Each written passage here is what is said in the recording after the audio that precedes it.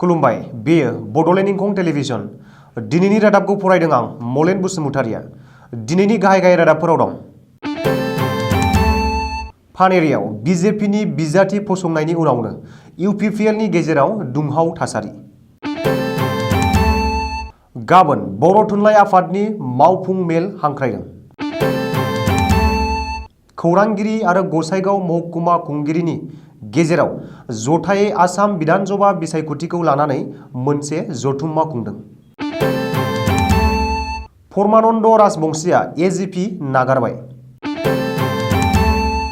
सुमिता देबआ कंग्रेस नागारबाय। Covid vaccine सार्टिफिकेटनिफ्राय मदिनि सावगारिखौ बोखारनो बिसायख'थि आय'गआ बिथोन होदों। इन्डियान सुपार लिग ISLआव मैया गवा FC आरो मुम्बाइ सिटी FC बे मोननै हानजानि गेलेनाया ड्र' जादों। काटार अपेन टुर्नामेन्टनि सेमि फाइनालाव जेनबाय टेनिस स्टार सनिया मिर्जाया। थांनाय से सप्तायावनो फावखुंग्रि कंगना रानाउतनि इन्स्टाग्राम एकाउन्टनि 5 लाख फलोवार्सफोरा खम जादों। दानिया आबुं रादाब।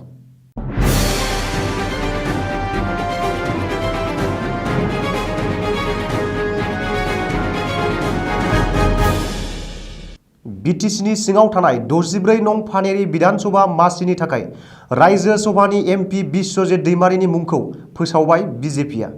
मख'नो गोनांदि बिजेपि, एजिपि आरो इउपिपिएलनि गेजेराव बिधानसभा बिसायख'थिनि मासि रानलायनाया थि जानायनि उनाव बिजेपिआ बिजाथिफोरनि फारिलाइखौ फोसावदों। नाथाय 64 नं पानेरि बियाबाव बिजेपिआ बिजाथि फसंनायनि सायाव गोख्रों खुद्रिदों जथायारि दोलो प्रमद बर' दैदेननाय इउपिपिएलनि दैदेनगिरि सोद्रोमाफोरा। मानोना बिटिसिनि सिङाव थानाय मोन 12 बियाबखौबो इउपिपिएलनो हगारनानै होनांगौ होननानै दाबि खालामदोंमोन। बेजों लोगोसेनो पानेरि बियाबनि थाखाय इउपिपिएल दोलोनि ओनसोलनि दैदेनगिरि आरो सोद्रोमाफोरा बिजाथि थि खालामनानैबो दोनखानाय जादोंमोन। नाथाय उननि समाव गासैखौबो फेलें खालामनानै बिजेपिआ गावनि बिजाथि फोसावो। मख'नो गोनांदि इउपिपिएलनि दैदेनगिरि आरो सोद्रोमाफोरा बिजेपि आरो इउपिपिएलनि मिरु दैदेनगिरिफोरनि सायाव गोख्रों खुद्रिनाय फोरमायथिनानै हेंथा सोमावसारनायजों लोगोसे उदालगुरि जिल्लानि बेन्दोंआव थानाय भेरगावनि इउपिपिएल मावख'खौ थाला लागायना दोनदों होनना खौरां मोन्दों। बेजों लोगोसेनो इउपिपिएलनि सोद्रोमाफोरा पानेरि बियाबाव उदां बिजाथि फसंनानै बिजेपिनि बिजाथि रायजो सभानि MP बिश्वजित दैमारिखौ फेजेनगोन होननानैबो गोख्रों हुमखि होदों। मिरु बर' थुनलाइ आफादा गाबोन 7 मार्च रबिबारखालि मोनसे मावफुं मेल हांख्रायदों। बर' थुनलाइ आफादा मावफुं मेलखौ गाबोन फुंनि 11 रिंगायाव हांख्रायदों। मावफुं मेलखौ गुवाहाटी नोगोरमानि बाथौफुरियाव थानाय बर' थुनलाइ आफादनि गाहाय मावख'आवनो जथुमगोन। बबेखानि बे मावफुं मेलाव बाक्सा जिल्लानि बेन्दोंआव थानाय तामुलपुराव खुंजानो गोनां बर' थुनलाइ आफादनि 60थि बोसोरसालिया जथुम्मानि सोमोन्दै गुवारै आरो गेबेङै सावरायनाय जागोन होननानै फोरमायदों। मख'नो गोनांदि बर' थुनलाइ आफादनि गाबोननि मावफुं मेलाव बर' थुनलाइ आफादनि गासैबो मिरु मावफुं सोद्रोमा, गासैबो जिल्ला आफादनि आफादगिरि नेहाथारि आरो लोब्बा गोनां आफादफोरनि आफादगिरि आरो नेहाथारिफोरखौ बाहागो लानो थाखाय हांख्रायदों बर' थुनलाइ आफादनि बिथिंनिफ्राय। 5 मार्च 2021 दिनै गसाइगाव महकुमा खुंगिरि मावख'सालिनि सावराय नब्लाङाव बेलासि 4 रिंगायाव गसाइगाव महकुमा सामलायगिरि फलाबि सरकार IAS नि मासि सामलायनायाव गसाइगाव प्रेस क्लाबनि गासै बिबानगिरि आरो सोद्रोमाफोर लोगोसे गसाइगाव महकुमा खुंगिरि मावख'सालि MCC सामलायगिरि सान्थाखार्थि सेत्रि ACS साब डिभिजनेल गसाइगाव दासान्दि आसाम बिधानसभा बिसायख'थिखौ MCC बिबान लानानै सामलायनाय सामलायगिरि रसिन UI आलम ACS आरो बिग्राय बसुमतारि गसाइगाव महकुमा खुंगिरिनि मावख'सालिनि खौरांगिरि दैदेनगिरि मेडिया सेल इनचार्ज बिथांमोनहा जथुम्मायाव नुजाथिनानै सावरायलायो। बे सावरायलायनायाव फलाबि सरकार IAS आ बुङोदि जानो गोनां आसाम बिधानसभा बिसायख'थियाव गसाइगाव महकुमानि सिङाव जेबो दावराव दावसि जाहोआ लासिनो खुंफुंनो थाखाय खामानि मावगासिनो दं। महकुमानि थासारिखौ मोजाङै लाखिनो नाजादों होननानै बुंथियो लोगोसे जायखिजाया राजखान्थि हान्जा एबा जायखिजाया सुबुङा आयेन बेरेखा खामानि मावोब्ला बेखौ आयेननि गोख्रों राहा लानाय जागोन होननानैबो बुंथियो। थासारिखौ मोजां लाखिनायाव खौरांगिरिफोराबो गोख्रों बिफाव लानोबो खावलायो। गसाइगावनिफ्राय खोरोमदाव लाइफांहारि रिपर्ट बड'लेण्ड इंखं। विधान सभा बिसायख'थिनि सिगां आसाम साहित्य सभानि बारग' आफादगिरि डक्टर परमानन्द राजबंसीया असम गण परिषद नागारबाय। डक्टर परमानन्द राजबंसीया असम गण परिषद नागारनानै बिजेपिआव हाबफैबाय होननानै मिथिनो हादों। मख'नो गोनांदि असम साहित्य सभानि बारग' आफादगिरि परमानन्द राजबंसीया थांनाय 2020 मायथाइनि नभेम्बर दानावसो एजिपिनि आफादगिरि अतुल बरा आरो मावफुं आफादगिरि केशव महन्तनि नुजाथिनायाव आमगुरियाव थानाय पार्टीनि गाहाय मावख'आव थांनानै एजिपिआव जयेन खालामदोंमोन। परमानन्द राजबंसीया विधान सभा बिसायख'थियाव बादायनायनि थांखियै एजिपिआव जयेन जादोंमोन। नाथाय एजिपिनिफ्राय टिकेट मोनिया रोखा जानायनि उनावनो राजबंसीया एजिपि नागारनानै बिजेपिआव जयेन जायो। बेबायदि होननानै मिथिनो मोननाय जादों। रिपर्टनि बादिब्ला परमानन्द राजबंसीया देग्लायनि विधान सभा बिसायख'थियाव सिपझार विधान सभा मासियाव बादायनायनि बाथ्रा। बारग' एमपि आरो कंग्रेसनि आइजो दैदेनगिरि सुमिता देबआ कंग्रेस दोलो नागारबाय। सुमिता देबआ दिनै कंग्रेस नागारनाय लाइजाम गथायदों। कंग्रेसनि गागि दैदेनगिरि आरो आगु मन्त्रि सिद्दिक आहमेदाबो कंग्रेस नागारनो गोख्रों हुमखि होदों।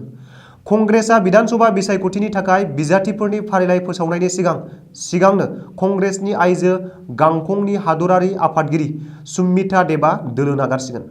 गाव टिकेट मोनिया रोखा जानायनि उनावनो सुमिता देबआ दोलो नागारनो थियारि जादों। बबेखानि बेखौ लानानै सुमिता देबआ दिनै दिल्ली फारसे रावना होलांनायनि बाथ्रा। बेजों लोगोसेनो कंग्रेसआ बराकनि मासिफोरखौ एआइइउडिएफनो फानबाय होननानै सुमिता देबआ अजद होदों। बबेखानि एमपि गौरब गगैनि नारसिननायावनो कंग्रेसनि आखायाव थानाय बराकनि माखासे मासिफोरखौ एआइइउडिएफनो हगारनानै होदों होननानैबो गोख्रों अजद होदों सुमिता देबआ। मख'नो गोनांदि मोनफ्रोमबो राजखान्थि हान्जानि दैदेनगिरिफोरा टिकेट मोनियाव खुद्रिनानै दोलो नागारना गुबुन दोलोआव हाबफैनायफोराबो जागासिनो दं। बेबादिनो बिजेपिनि गोबांसा गागि दैदेनगिरिफोराबो दोलो नागारना कंग्रेसआव हाबफैनायखौ नुनो मोननाय जादों। एजिपि आरो बिजेपिनि जथायारि दोलोनिफ्राय टिकेट मोनैनि थाखाय आगु गिबि मन्त्रि आरो एजिपिनि गायसनगिरि आफादगिरि प्रफुल्ल कुमार महन्तआबो बे समाव कंग्रेस आरो एआइइउडिएफनि जथायारि हान्जाजों फोनांजाबदों होननानै मिथिनो हादों। कभिड भेक्सिन सार्टिफिकेटआव थानाय एबा साफायनाय गाहाय मन्त्रि नरेन्द्र मदिनि सावगारिखौ बोखारनो बिथोन होदों हादरनि बिसायख'थि आय'गआ। दानिफ्राय आसामजों लोगोसे सोनाब बेंगल, केरेला, तामिलनाडु आरो पुडुचेरीआव कभिड भेक्सिन सार्टिफिकेटआव मदिनि सावगारि थानो मोननाय नंला। आसामजों लोगोसे दरबा रायजोआव खुंजानो गोनां विधान सभा बिसायख'थिखौ लोब्बा लानानै कभिड भेक्सिन सार्टिफिकेटआव थानाय नरेन्द्र मदिनि सावगारिखौ बोखारनो थाखाय बिसायख'थि आय'गआ मिरु सोरखारखौ बिथोन होदों। मिरु सोरखारनि सावस्रि मन्त्रालयनो बे बिथोनखौ हरदों बिसायख'थि आय'गआ। रिपर्टनि बादिब्ला कभिड भेक्सिन सार्टिफिकेटआव मदिनि सावगारि थानायनि हेंथायै सोनाब बेंगलनि तृणमुल कंग्रेसनि सासे एमपिआ अजद होनायनि उनावनो मदिनि सावगारिखौ कभिड भेक्सिन सार्टिफिकेटनिफ्राय बोखारनो बिसायख'थि आय'गआ बिथोन होदों। इन्डियान सुपार लिग सुंद'यै आइएसएलनि सेमि फाइनालआ मैयानिफ्राय जागायबाय। मोनथिनाय जायोदि मैयानि इन्डियान सुपार लिग आइएसएलनि सेमि फाइनालनि जागायजेननाय गिबि गेलेनाया फेटरडा स्टेडियामाव गवा एफसि आरो मुम्बाइ सिटी एफसि बे मोननै हान्जानि गेजेराव जादोंमोन। मोनथिनाय जायोदि मैयानि गेलेनायाव मोन्नैबो हान्जाया गलनै बल सोनो हानानै मैयानि गेलेनाया ड्र' जादों। सुलुङाव फोरमायनाय बादिब्ला फेटरडा स्टेडियामाव गवा एफसि आरो मुम्बाइ सिटी एफसि बे मोननै हान्जानि गेलेनायजोंनो इन्डियान सुपार लिग आइएसएलनि सेमि फाइनालनि गेलेनाया मैयानिफ्राय जागायजेननाय जाबाय। बेजों लोगोसे बेखौबो फोरमायनो नांगोन दि इन्डियान सुपार लिग आइएसएलआव दिनै नर्थ इस्ट इउनाइटेड एफसि आरो एटिके मोहन बेगन एफसि बे मोननै हान्जानि गेजेराव जागोन। बे मोननै हान्जानि गेलेनाया दाहाय मोनाबिलिनि 7:30 रिंगानिफ्राय जागायगोन होननानै सुलुङाव फोरमायनाय जादों।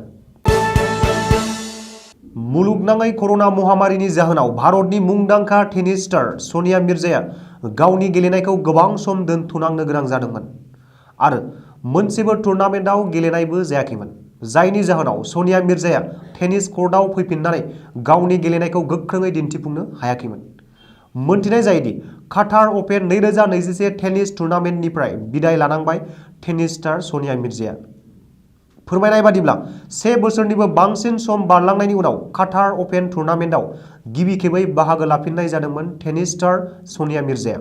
मख'नो गोनांदि सनिया मिर्जा आरो बिनि लोगो आन्ड्रेजा क्लेपेक मोननि हानजाया आमेरिकानि निकल मेलिसर आरो नेदारलेन्डनि डेमी शुर्स मोननि हानजाजों आइजोफोरनि हानजा बादायलायनायनि सेमिफाइनालाव जेननांदों आरो टुर्नामेन्टनिफ्राय बिदाय लानांदों होननानै सुलुङाव फोरमायनाय जादों। बलिउडनि मुंदांखा फावखुंग्रि कंगना रानाउतआ बे समाव गोबां सोलायफैदों आरो बिनि रागा जोंनायखौ बांसिनै नुनो मोननाय जादों। मोनथिनाय जायोदि थांनाय बिस्तिबारखालि फुंबिलिनि ब्रेकफास्टनि मोनसे सावगारिखौ गावनि ससियेल मिडिया एकाउन्टआव फोसावनानै होदोंमोन कंगना रानाउतआ। नाथाय गोबांसा ससियेल मिडिया बाहायगिरिफोरा फावखुंग्रि रानाउतनि सावगारि फोसावनायखौ नंखाय होननानैसो बुंदोंमोन। ससियेल मिडिया बाहायगिरिफोरा फोरमायनाय बादिब्ला ससियेल मिडियायाव फोसावनाय सावगारिया कंगना रानाउतनि बानायनाय नङा, बेखौ गुगोलनिफ्राय डाउनल'ड खालामनानै फोसावनायसो होननानै मोनथिनाय जादोंमोन। जाहोनाव फावखुंग्रि कंगना रानाउतआ रागा जोंखाङो आरो गावनि हेंथायै खैसार सानायसो होननानै फोरमायो कंगना रानाउतआ। सुलुङाव फोरमायनाय बादिब्ला थांनाय 1 सप्तायावनो फावखुंग्रि कंगना रानाउतनि इनस्टाग्राम एकाउन्टनि 5 लाख फलोवार्सफोरा खम जादों। मख'नो गोनांदि माखासे खैसार सानाया ससियेल मिडियायाव गावनि सावगारिखौ गाज्रि खालामनो नाजादों होननानै फोरमायदों फावखुंग्रि कंगना रानाउतआ। दिनैनि रादाबा एसेनोसै, गोजोन्थों।